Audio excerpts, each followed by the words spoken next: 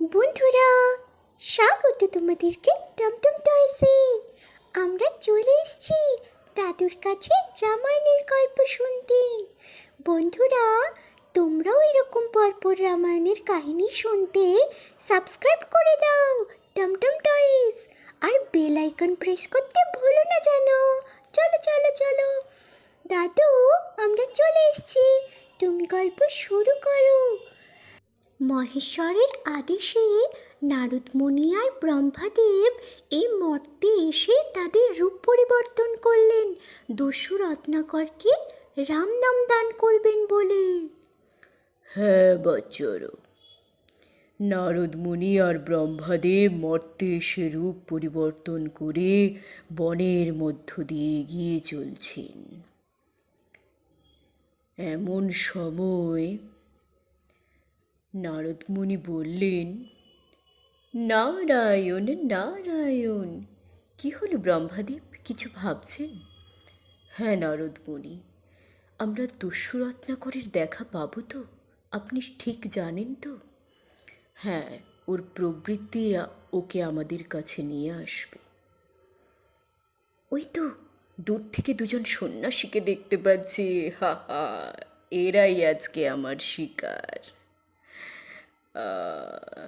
ঝাঁপিয়ে পড়ি ওদের কাছে। দাঁড়াও, কি আছে আমাকে দান করো, না হলে এই লোহার মুগুর দিয়ে তোমাদের মস্তক ছেদন করব। কিন্তু তুমি কে? তুমি কে? পরিচয় দাও আমাদের। আমি দস্যু রত্নাকর, হা হা হা হা। কিন্তু এই লোহার মুগুর আমি আপনাদের দিকে পাঠাতে পারছি না কেন? কে আপনারা? পরিচয় দিন। কে? কে আপনারা? আমি দস্যু রত্নাকর। এই লোহার মুগুর আমি কিছুতেই তুলতে পারছি না আপনাদের ওপর। আমাদের পরিচয় পরে জানবে। কিন্তু তুমি কেন এমন পাপ কাজ করছো? তুমি যদি মারতেই চাও তাহলে আমাদের এখানে মেরো না, কারণ আমাদের মৃত্যু হলে আমাদের শরীরে চাপা পড়ে অনেক কীট পতঙ্গ পিঁপড়ে মারা যাবে, তাতে আমাদের পাপ হবে। তাহলে আমাদেরকে অন্য কোথাও নিয়ে গিয়ে মারো, এখানে নয় দস্যু রত্নাকর, এখানে নয়। তোমরা পাপ পুণ্য নিয়ে এত ভাবো সন্ন্যাসী, এত কিছু ভাবো? আমি তো ভাবই না। আমি কত সন্ন্যাসী মেরেছি, আমি এসব ভাবি না। তুমিও ভাবো দস্যু রত্নাকর, তুমিও ভাবো কত পাপ করেছো তুমি। তোমার এই পাপের ভার কে নেবে? আমার পরিবার নেবে আবার পাপের ভার। কেউ নেবে না দস্যু রত্নাকর, তোমার পাপের ভার কেউ নেবে না। তুমি জানো 100 শত্রু মারলে যে পাপ হয়, একটা গরু মারলে সে পাপ হয়। এসব বন্ধ করো, আমি এসব শুনতে চাই না। এসব পাপ পুণ্যের হিসেব তোমরা রাখো, আমি এসব শুনতে চাই না। বন্ধ করো, তোমাদের যা আছে আমাকে দাও, এক্ষুনি দান করো। আমার কথা এখনো শেষ হয়নি। আবার 100 গরু মারলে যে পাপ হয়, একটা নারীকে মারলে সেই পাপ হয়। আবার একজন নারীকে মারলে যে পাপ হয়, একজন ব্রাহ্মণকে মারলে সেই পাপ হয়।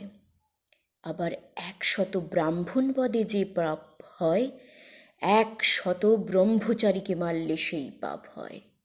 বুঝতে পারলে তো?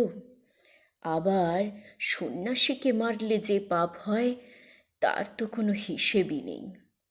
তুমি সেই পাপে পাপী হবে, এটা ভেবে দেখো দস্যু রত্নাকর, এটা ভেবে দেখো। আমার পাপ সবাই ভাগ করে নেবে, কারণ এই দিয়ে আমি আমার পরিবার চালাই। তোমার এই পাপের ভার কেউ নেবে না দস্যু রত্নাকর, আমি এখানেই অপেক্ষা করছি। তুমি তোমার পরিবারকে জিজ্ঞেস করে এসো, আমি কোথাও যাব না। কেউ তোমার পাপের ভার নিতে চায় কি না, তুমি একবার জিজ্ঞাসা করে এসো। আমি এখানেই আছি, কোথাও যাব না। বেশ, আপনি এখানেই থাকুন, আমি এক্ষুনি যাচ্ছি জেনে আসতে। পিতা, আমি একটা প্রশ্ন নিয়ে এসেছি, আমাকে উত্তর দিন, আমাকে উত্তর দিন আমাকে সেই প্রশ্নের উত্তর দিন। এইভাবে দস্যু রত্নাকর ব্রহ্মাদেবীর প্রশ্নের উত্তর খুঁজতে তার পিতার কাছে গেলেন। হ্যাঁ দাদু, এইভাবে যে দস্যু রত্নাকর গেল, ও কি ওর প্রশ্নের উত্তর পাবে ওর পিতার কাছ থেকে? তুমি বলো, ও কি এই প্রশ্নের উত্তর পাবে? হ্যাঁ বাচ্চারা, নিশ্চয়ই পাবে।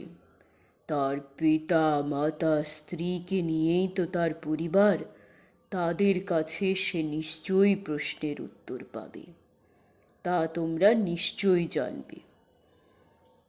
হ্যাঁ দাদু, আমরাও এই প্রশ্নের উত্তর জানবো। কিন্তু আজকে আমরা যাই। টাটা, বাই বাই দাদু। বন্ধুরা, তোমরাও খুব ভালো থেকো। Tata, bye bye. তোমরা দেখতে থাকো এই রামায়ণের গল্প টমটম টয়সে।